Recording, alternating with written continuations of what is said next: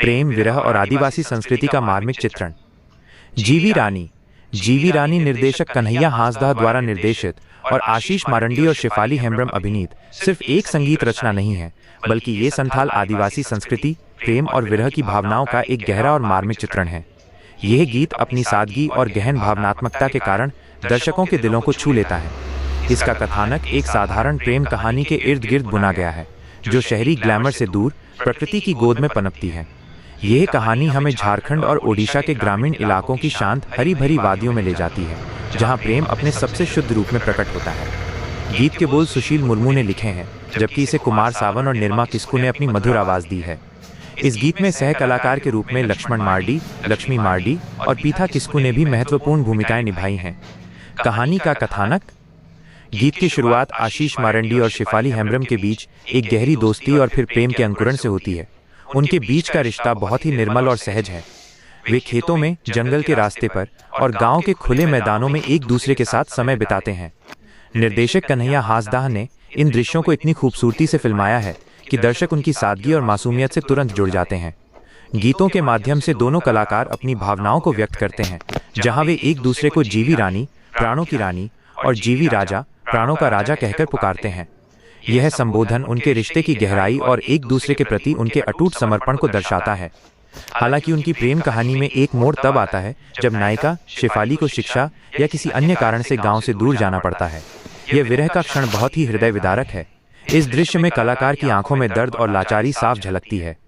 नायक आशीष उसे रोकने की कोशिश करता है, लेकिन वो जानता है कि ये उसके भविष्य के लिए आवश्यक है। इस विरह के पल को सुशील मुर्मू के बोलों ने और भी अधिक भावुक बना दिया है। गीत के बोल, जीवी रानी आम दो बनू मैया, जीवी रानी तुम मेरे पास नहीं हो, इस दर्द को शब्दों में बयां करते हैं।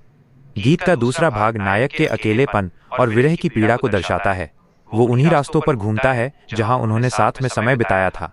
वो उन जगहों को देखता है जहां उन्होंने हंसा था, खेला था और अपने सपनों को साझा किया था। ये दृश्य दर्शकों को नायक के दर्द का अनुभव कराते हैं। निर्देशक ने इन दृश्यों में प्रकृति का उपयोग एक प्रतीक के रूप में किया है।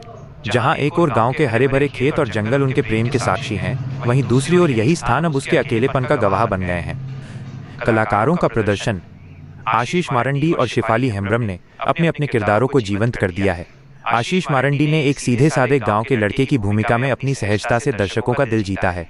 उनका विरह का चित्रण विशेष रूप से प्रभावी है।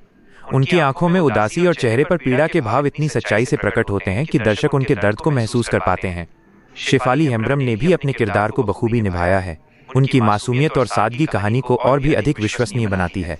विदाई के दृश्य में उनका अभिनय विशेष रूप से सराहनीय है। उनकी आंखों में भरे आंसू और होठों पर मुस्कान दोनों ही इस बात को दर्शाते हैं कि वो अपनी प्रेमी से दूर जाने के दर्द को सहन कर रही हैं, लेकिन वो भविष्य की आशा को भी नहीं छोड़ रही हैं। सह कलाकार लक्ष्मण मार्डी, लक्ष्मी मार्डी और पीथा किस्कू ने भी कहानी को और अधिक गहराई दी है। उनका किरदार कहानी के सहायक पात्रों के रूप में महत्वपूर्ण है, जो मुख्य कलाकारों के साथ कहानी को आगे बढ़ाते हैं।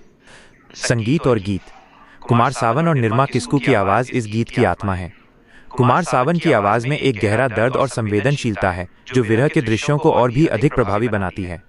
निर्मा किस्कू की आवाज़ में एक मिठास और मासूमियत है, जो प्रेम के शुरुआती दौर के दृश्यों को और भी अधिक मनमोहक बनाती है। सुशील मुर्मू के बोल गीत का सबसे मजबूत पक्ष हैं। उनके द्वारा लिखे गए शब्द बहुत ही सरल हैं, लेकिन उनका अर्थ बहुत गहरा है। वे संथाल संस्कृति और उनके दैनिक जीवन के अनुभवों को दर्शाते हैं। ये बोल सिर्फ कहानी नहीं कहते, बल्कि भावनाओं को व्यक्त करते हैं।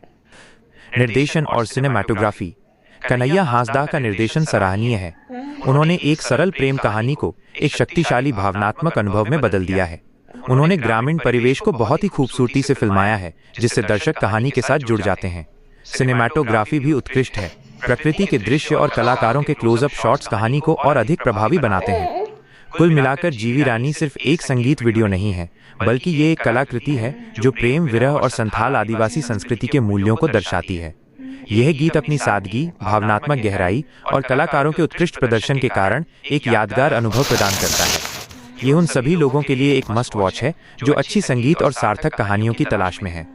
यह गीत ये भी साबित करता है कि अच्छी कहानियों को बताने के लिए भव्य सेट या महंगे विशेष प्रभावों की आवश्यकता नहीं होती, बल्कि सच्ची भावनाएं ही पर्याप्त होती हैं। यह गीत ये भी दर्शाता है कि संथाली फिल्म और संगीत उद्योग में प्रतिभा की कोई कमी नहीं है। क्या आप जीवी रानी जैसे किसी और संथाली गीत या फिल्म के बारे में जानना चाहेंगे जो आदिवासी संस्कृति और भावनाओं का चित्रण करती हो?